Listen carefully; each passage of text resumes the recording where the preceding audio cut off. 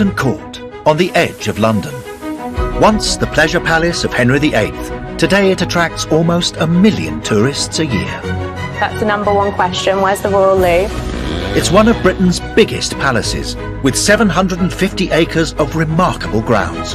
You have to imagine Hampton Court as a deep dish lasagna, built up of layers of history. Amazing spaces and staff. Everything about this room says the power of the Tudors.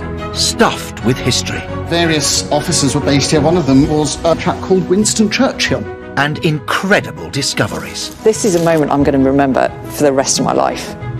A palace packed with historic secrets, still full of life today. Mr. Darcy, eh? In this episode, we attempt to find out whether a recently discovered object is in fact an astonishingly rare and valuable memento of none other than Anne Boleyn. If this turns out to be Anne Boleyn's actual falcon, this could be the find of the decade. It's harvest time for the biggest grapevine in the world. There's a certain amount of pressure as looking after such an important plant. And who is the mysterious grey lady spotted in the corridors after dark? There's a real creepy feeling that the palace gets.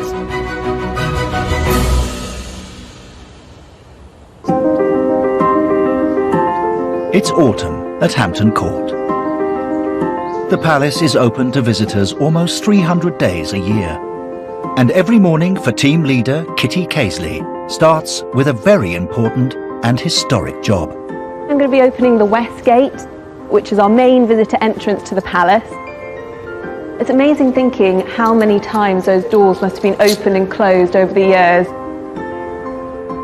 All the characters of history, the interesting figures, the Boleyns, the main plays in Tudor England would have been in and out of these gates. And you're just part of that story? Measuring 17 feet high and 6.5 wide and made out of ancient oak, they're so large it takes 2 people to heave them apart. It's very heavy, but as a pair we're able to open them up and welcome everyone in.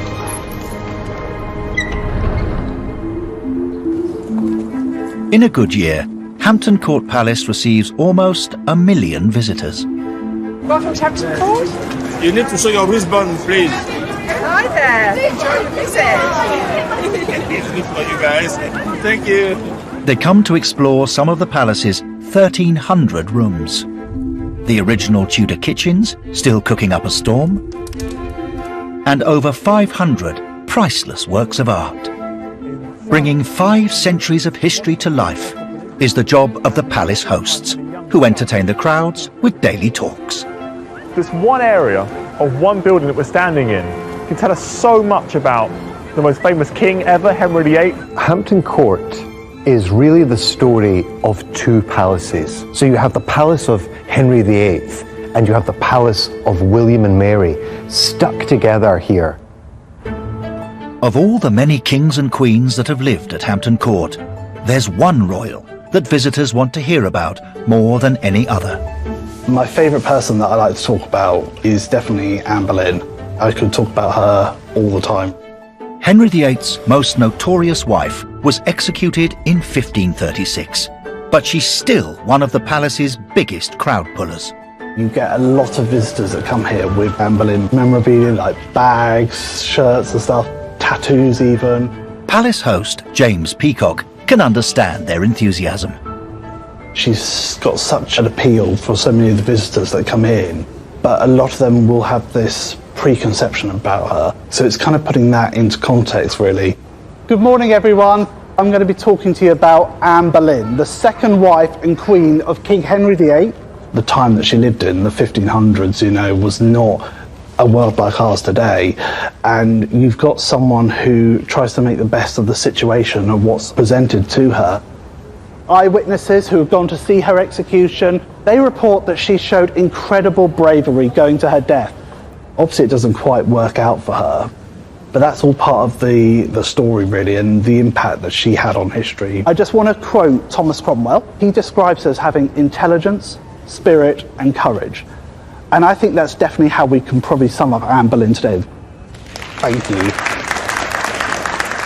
James isn't the only one with Anne Boleyn on his mind. 4 miles along the River Thames, at her home in West London, Come on, Cromwell. Historic Royal Palace's Joint Chief Curator Tracy Borman is waiting for a call. Come on. As one of the foremost Tudor historians in the country, people often get in touch with her about historic items they found. She's received a particularly intriguing message about a mysterious artifact. I've had an email about a potential Tudor discovery. In fact, it's Anne Boleyn. You don't get much better than that. But I've learnt after 13 years working for the palaces not to get too excited, because I am told about things like this, not quite on a daily basis, but very often. And sadly, 9 out of 10 proved to be not quite what the owner thought. But this one is quite interesting, because if it is the real deal, then that really is something very special. An object connected to Anne Boleyn is the Holy Grail for Tudor historians. Almost nothing from her reign still survives. If this call does lead somewhere, the find could be extraordinary. Hi, Paul. Oh, good morning, Tracy. How are you doing? Very well, thanks. 160 miles away in Devon, Paul Fitzsimmons works as an antiques dealer. He recently came across a job lot of Tudor items at auction. Thank you for agreeing to have a chat. Amongst them was a small wooden carving of what looked like a falcon, but its poor condition meant it was almost unrecognisable. The falcon was in such a dark state with paint and soot covering it. It's not something that most people would pick up on as being an important thing. But Paul had a hunch that there might be something special about this carving, so he arranged for it to be professionally conserved.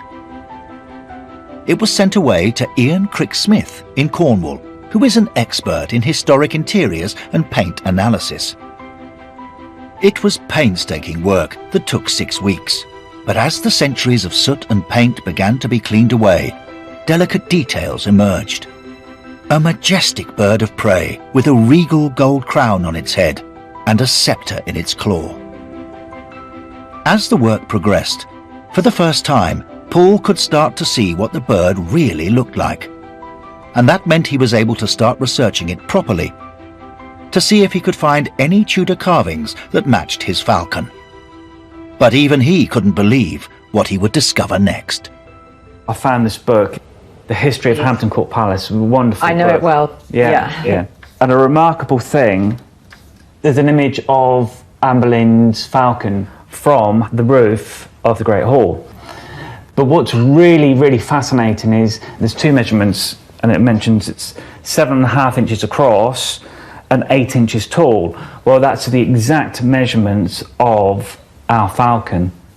Well, that's just incredible. Once I saw this, that's when your heart begins to flutter as an antique dealer. The falcon was an emblem used by the Boleyn family for centuries. After Anne became queen, it was given a crown and sceptre and stood on a stump sprouting red and white Tudor roses. To cement a new era with his new bride, Henry VIII commissioned his carpenters to honour his queen by emblazoning the Great Hall at Hampton Court with his beloved wife's distinctive falcon emblem. It's her badge, it's her symbol. You've got the imperial crown, you've got the sceptre, you've got the tree stump with the roots, the royal symbol. It sort of ticks every box, really. The way you describe the falcon, it does sound very, very similar to the falcons that still survive in the ceiling of the Great Hall at Hampton Court.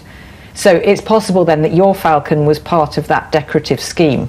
Do you mind me asking how much you paid for it? £75.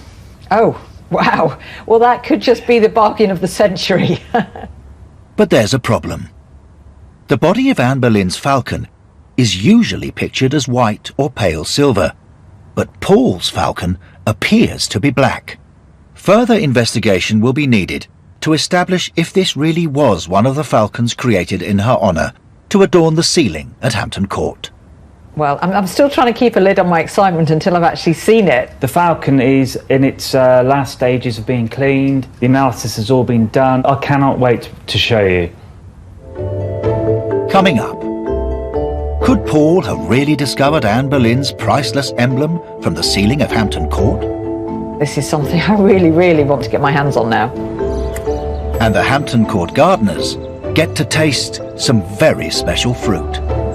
Not very many people can say that they've eaten grapes from the biggest and oldest grapevine in the world.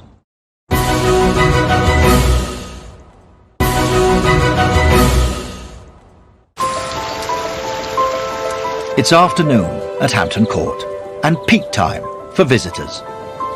The Great Hall, the architectural jewel at the heart of the palace, is the place they come to imagine themselves in Tudor England. If you're coming here as an aristocrat, as someone with money, as a powerful lord or a prince, you'll be overwhelmed by the scale of this room, because everything about this room says the power of the Tudors. Built in 1532, the Great Hall was the public face of Henry VIII, where he would throw feasts and entertainments.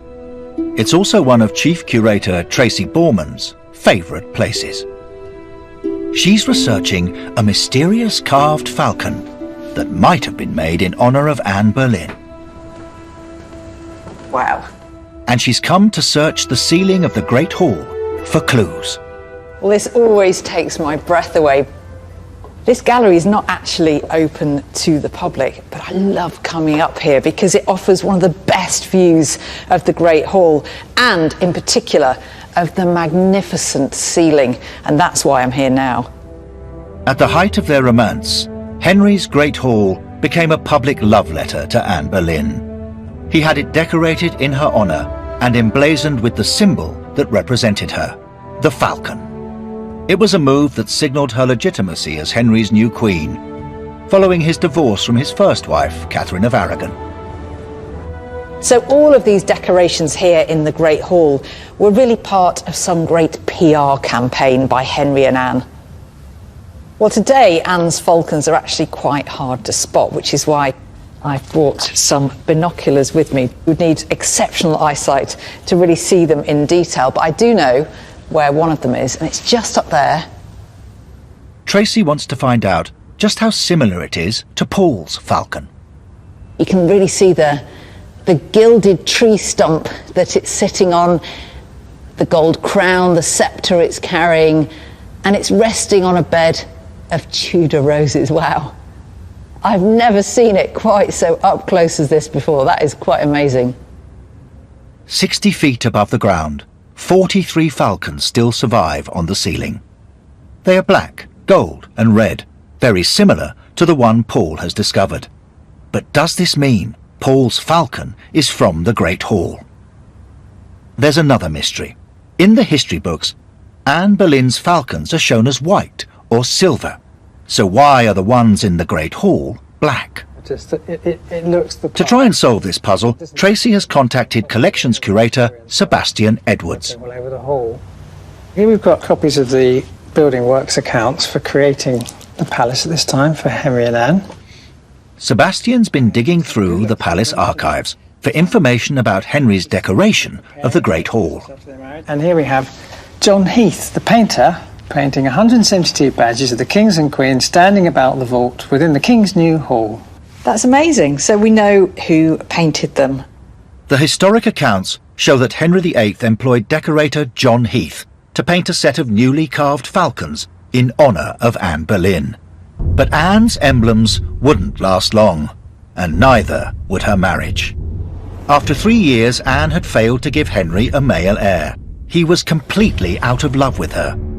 She was tried on trumped-up charges of treason and executed in May 1536. Henry set about erasing all traces of Anne to make way for his new wife, Jane Seymour. In 1536, the name of Henry's decorator, John Heath, appears in the records again. But this time, he's back to make some alterations. But if you look, the same man, John Heath again, for altering new gilding and painting of 17 beasts for the King's New Garden, and painted the same for 22 vanes, new altered for Queen Anne's arms unto Queen Jane's, and several more. Ever pragmatic, Henry VIII had arranged for John Heath simply to paint over anything belonging to Anne Boleyn. so that the only visible emblems would be those of his new queen, Jane Seymour. That's amazing. They are literally just painting her into oblivion. Exactly. They're painting over all of her arms and badges. So could that have happened to the falcon? It could change from white to black, so it would have disappear into the gloom of the hall. John Heath probably just came in and was instructed to paint over them in black, make them really disappear, just like Anne. Yeah. It looks like Tracy has now solved the mystery of the Black Falcons, but she'll still need more proof to say for sure if Paul's falcon was also from the ceiling of the Great Hall. Autumn is a busy time at Hampton Court. With its 60 acres of formal gardens, not to mention an enormous vegetable patch to supply the kitchen. For centuries, armies of gardeners have tended these grounds and taken care of some extraordinary plants. It's quite difficult getting in amongst all the branches. Hampton Court is home to the largest and oldest grapevine in the world. This extraordinary plant, known as the Great Vine, has its own glasshouse in the palace. It can get really hot in here, sometimes in the summer, and it can be quite dusty as well, but it's enjoyable work. Hilary Thieker has the title of Vine Keeper. She's only the 11th person ever to do the job. The Great Vine was planted in 1768, when famous landscape designer Lancelot Capability Brown reconfigured the gardens. The black dessert grapes were so sought after that Queen Victoria had them specially shipped to Windsor Castle and Osborne House, her home on the Isle of Wight. There's a certain amount of pressure as just the responsibility of looking after such an important plant. It's got so much history attached to it. This autumn marks the 250th harvest for the Great Vine. That's all the way back to the reign of George III. And it's expected to produce around 600 pounds of fruit. To sample one of these grapes is to taste Hampton Court's history. Shall we see what they taste like? Yeah, go for it. Looks like a good one. I think it's a great privilege to be able to try these grapes. Not very many people can say that they've eaten grapes from the biggest and oldest grapevine in the world. That's a nice one. Very sweet. Very nice. Very refreshing. Good grapes.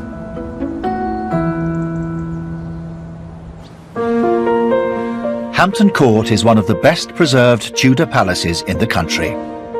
It's full of royal artefacts that define the era. 160 miles away in Devon, antiques dealer Paul Fitzsimmons also has a home stuffed with Tudor treasures. It's actually a privilege to be in this business because you're almost on a permanent treasure hunt. Come on through. In the office I've got a Flemish portrait of Henry VIII. It's actually one of my favourite pieces in the house. We've got a small portrait that's possibly been cut down from a larger painting, and then we've got another English portrait of Henry VIII up here. But despite his breathtaking collection of rare Tudor objects, nothing comes close to his recent discovery of a falcon he believes was created to celebrate Henry VIII's second wife, Anne Boleyn. The buzz is tremendous. It's absolutely tremendous. You know within a split second of whether you're going to buy that item or not, and that feeling that you get inside, it's unexplainable. With the falcon's conservation complete, Paul's catching up with Chief Curator Tracy Borman. Oh, good morning, Tracy. How are you doing? And he's got some incredibly promising news. He's been able to establish when the falcon was made. We've just had the paint analysis back, and I think the results are absolutely fantastic, and I think it's going to excite you immensely. Oh, really? So can you tell me a bit more?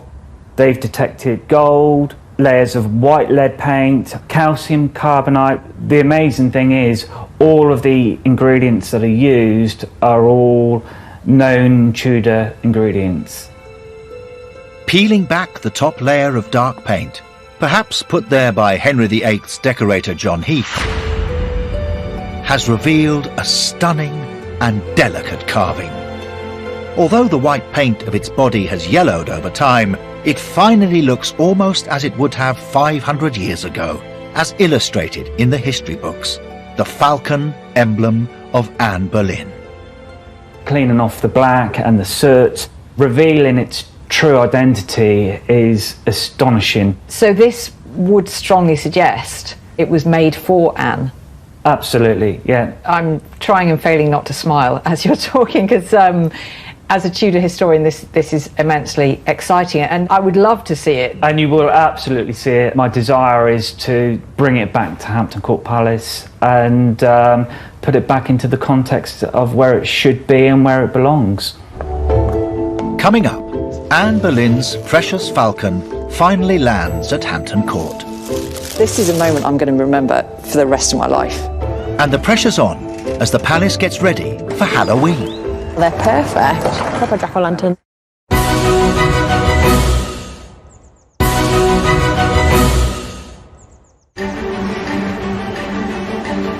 It's a chilly autumn morning, and Chief Curator Tracy Borman is getting ready for a very special visit. As a Tudor historian, this is a once-in-a-lifetime experience.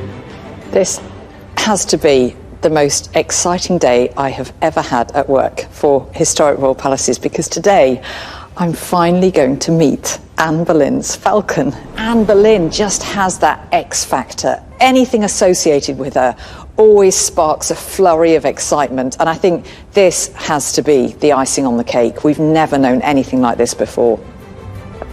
Paul Fitzsimmons has made the 160-mile journey from Devon to Hampton Court.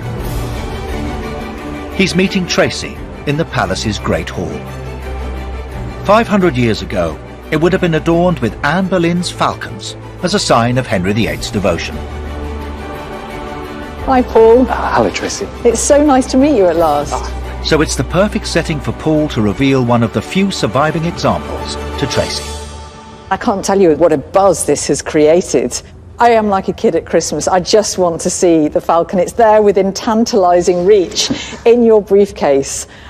I just want to see it. The last time this falcon saw daylight at Hampton Court may have been almost 5 centuries ago, as it looked down over the heads of Henry VIII and Anne Boleyn. I kind of feel like I'm dreaming as you're opening this, because I've imagined this moment. Lost for years, it's returning to go on display as one of the most important exhibits in the palace. I feel my hands shaking.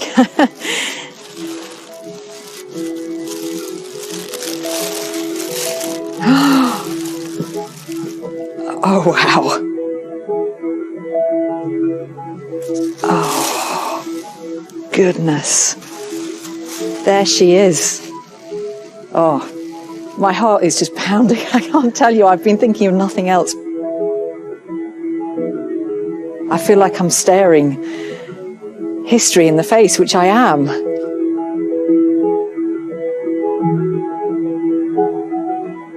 It's almost like the day it was made. It really is.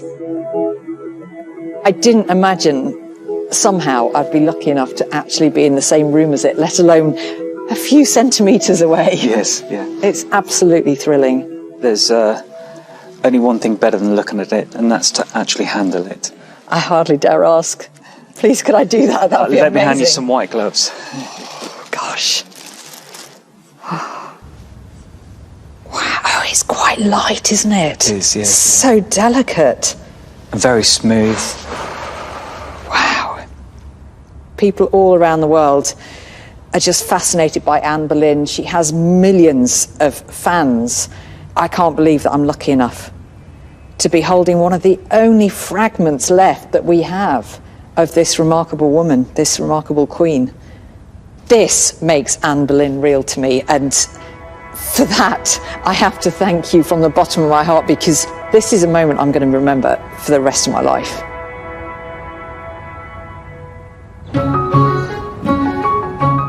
It's October, and in the greenhouse, gardener Justine Howlett is creating a Halloween display celebrating Henry VIII and his queens. This is the first time we've had carved pumpkins in the palace that are Six Wives themed. Hampton Court is unique in that all of Henry's wives stayed here at some point in their lives. I think they chose Henry VIII and his wives this year just because it lends itself really well to pumpkins. There's a slight morbidity about the famous beheadings. Contrary to popular myth, Halloween carvings weren't introduced by the Americans. Turnips were originally used, but when settlers emigrated to America in the 1800s, they found pumpkins were more plentiful there. And with Henry's wives, Catherine of Aragon, Anne Boleyn and Jane Seymour perfectly executed, Justine decides to have a go at Henry himself. She's even bought a special variety for the job, aptly named the Ghost Pumpkin. But is it big enough for Henry, who's known for his very large head? I think that's going to be the face. It's the widest point. She's taking inspiration from one of the king's most famous portraits by German artist Hans Holbein. He has a lovely lace collar there and a hat with jewels and the ostrich feather. That will instantly be recognisable as Henry, and that should fit perfectly on this pumpkin because it's got a lovely large face, just like Henry. Creating a Halloween theme at the palace shouldn't be too tricky, as Hampton Court is said to be one of the most haunted places in Britain. They dug up the garden and discovered 2 skeletons that had... It's something that intrigues not only the visitors, but palace host Errol Clayton. By the end of the Middle Ages, everyone, like their ancestors before them, would believe in a supernatural.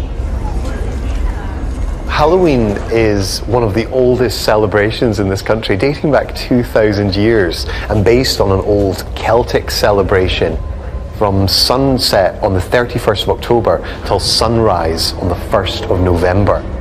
It's thought that within these days, the veil between our world and the next was at its thinnest, and that the souls from the other world could cross the veil and walk among us. And it seems that Hampton Court has been a magnet for these ghostly souls. For centuries, people have reported strange goings-on in dark cloisters and deserted galleries. You really feel it the most at the end of the day when we're closing up. And there's no guests here. It's the creaking of the wood, it's the wind passing through these corridors. There's a real kind of creepy feeling that the palace gets, and even more so at Halloween. Chief Curator Tracy Borman has also been researching some of the palace's terrifying tales. I've recently come across a really intriguing illustration in this old guidebook to the palace, and it's labelled The Ghost of Mrs. Penn, Edward VI's nurse. Edward VI, of course, was Henry VIII's cherished son, born here at Hampton Court, and Sybil Penn, Mrs. Penn, was his nurse, but she was also nurse to his elder sisters, Mary and Elizabeth. And it's the Elizabeth connection I'm particularly interested in, because it's very likely that Sybil Penn saved Elizabeth I's life, and in doing so, sacrificed her own. Sybil Penn eventually became Elizabeth I's lady-in-waiting. The two were so close, Sybil was given some of the best apartments in Hampton Court. But in 1562, Elizabeth fell seriously ill, and the situation looked grave.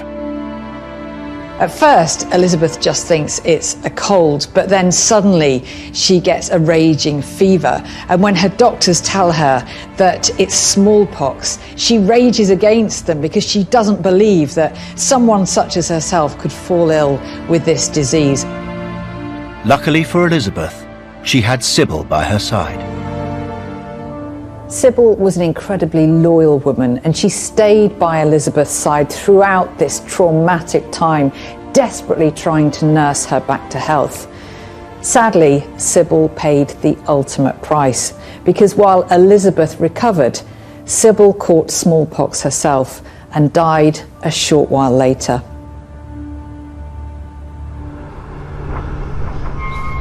Sybil was buried at the ancient church of St Mary's, just a mile from Hampton Court Palace. For centuries, it's been a resting place for nobles and servants who lived there.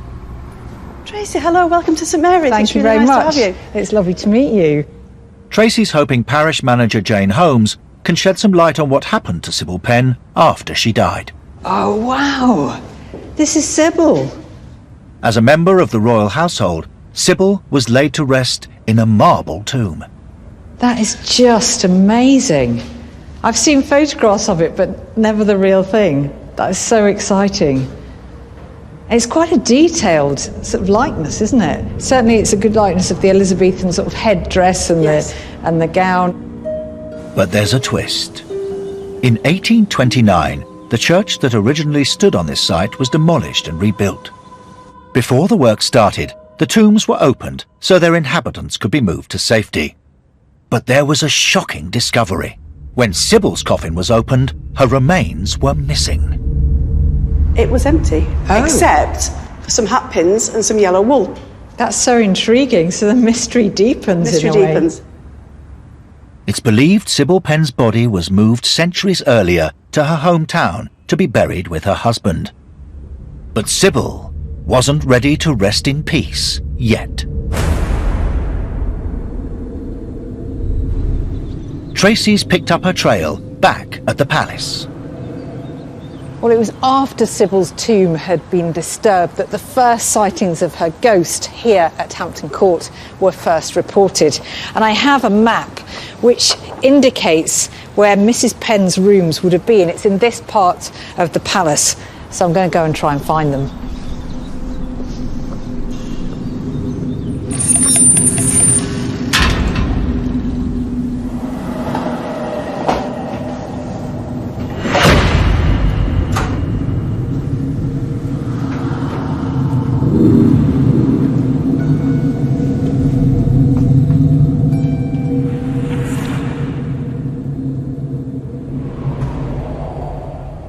It has a bit of an air of neglect in here. Obviously once a busy office, now a bit of a storeroom, boxes everywhere. But according to this map, this is where Sybil's rooms likely were.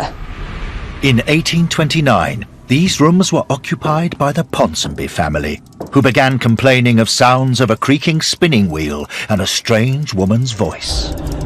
Apparently the noises became so regular that the Board of Works was called in to help investigate. And they discovered that there was a hidden chamber behind a wall. So they took that wall down and, legend has it, they discovered there an old, much used spinning wheel, possibly old enough to have belonged to Sybil. And that wasn't the end of the ghostly disturbance. Servants reported feeling cold hands on their faces, hearing footsteps sounding in the middle of the night, and even as recent as 20 years ago, an office worker arriving early one morning apparently saw the face of a woman at one of these windows, and when she came in, there was a woman dressed in grey who stayed for a moment before vanishing into thin air. The sightings earned Sybil the name The Woman in Grey. I like to keep an open mind about ghost stories, but the ones that really intrigue me are when the sightings of a particular person actually match the real history, as is the case with Sybil Penn. If I'm on my own and it's after dark, I can just imagine the centuries of people who have lived here and the sufferings of those who died here.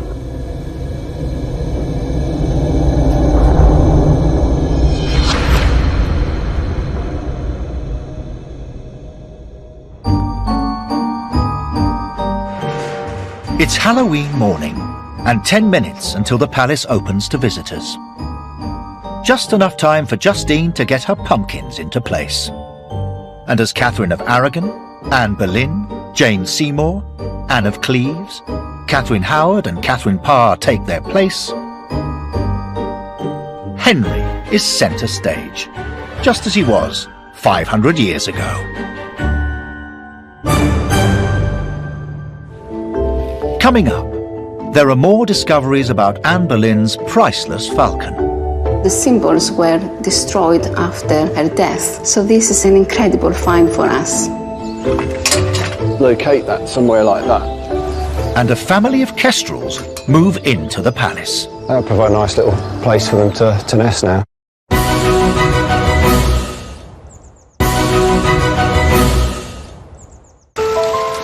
Hampton Court may be one of the most historic locations in the world, but not everything here is centuries old. The palace also boasts a high-tech conservation lab, where precious items from the collection can be examined using the latest scientific techniques.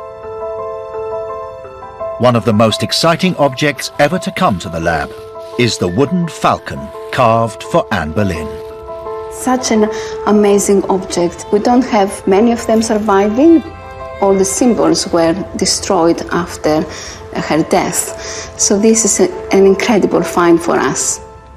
Constantina Vlachou has been a conservation scientist at Hampton Court for 14 years. The falcon has been loaned to the palace and it's due to go on public display. So she's taking the opportunity to learn all she can about this incredible carving, using the latest 3D technology.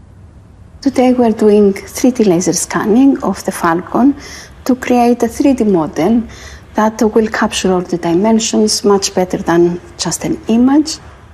The precise computer model of the falcon that Constantina is creating is already providing information about how it was painted.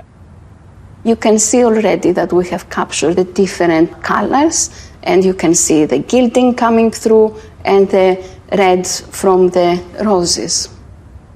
And there are further revelations when the falcon is examined under a powerful microscope.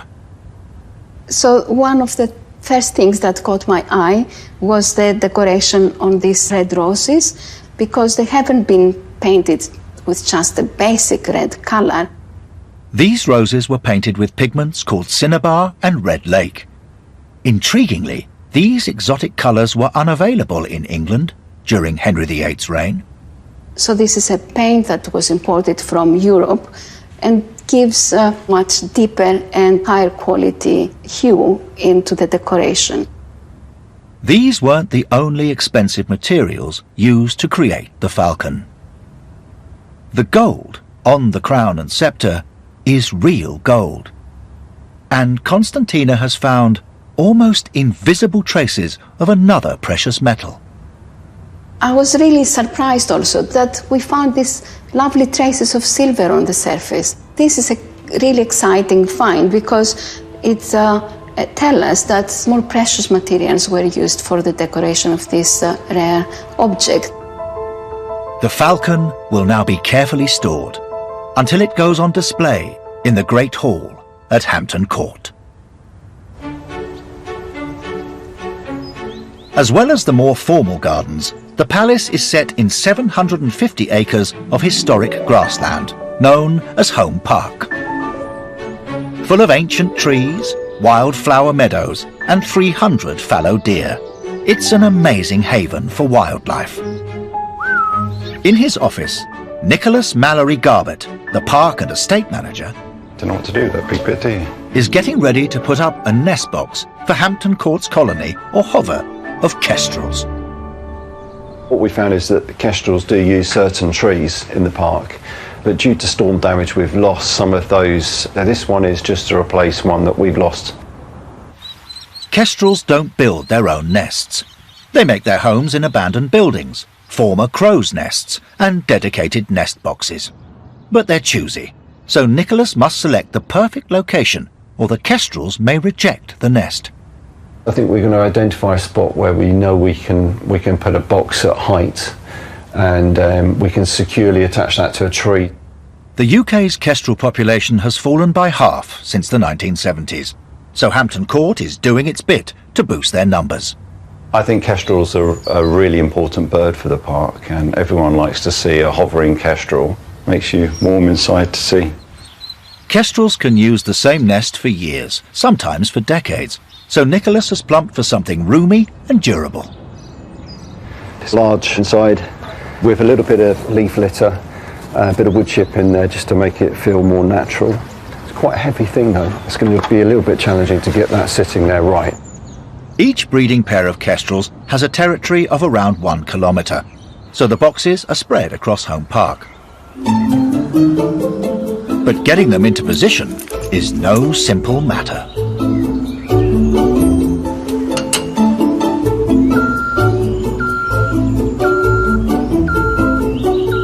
Right, we're going to aim for that spot there actually, so I might just come down a bit and boom out. So we've got this lower branch that we can rest the box on, and then we're going to secure it to the branch behind.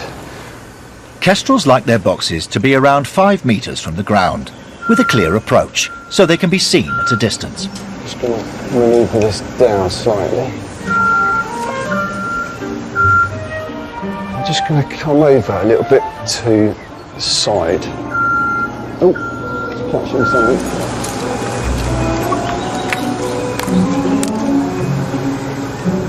Oh. See if we can get rid of that top bit there. Right, I'm going to go a little bit closer. Okay, I'm going to go with this for a minute and see how we get on. Just locate that somewhere like that. Finally, the new kestrel home is in place. Yeah, I think that's fairly secure. That'll provide a nice little place for them to nest now.